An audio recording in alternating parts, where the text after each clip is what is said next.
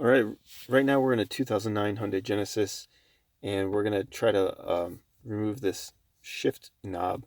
And apparently, all you have to do is pull up on it, but with quite a bit of strength. So let's give it a try here.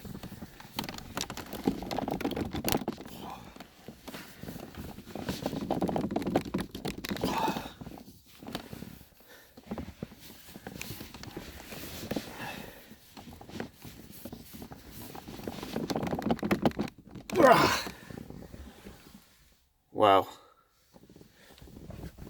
People weren't lying. You really have to pull up on this thing.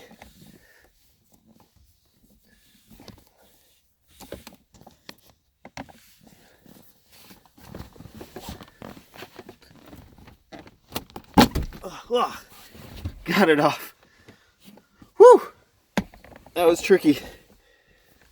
Yeah, all I had to do was pull extremely hard, straight up,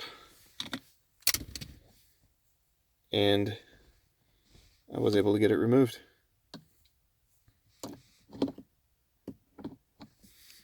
That's all there is to it. And to reinstall it, I guess you just push it on and then snap it back in.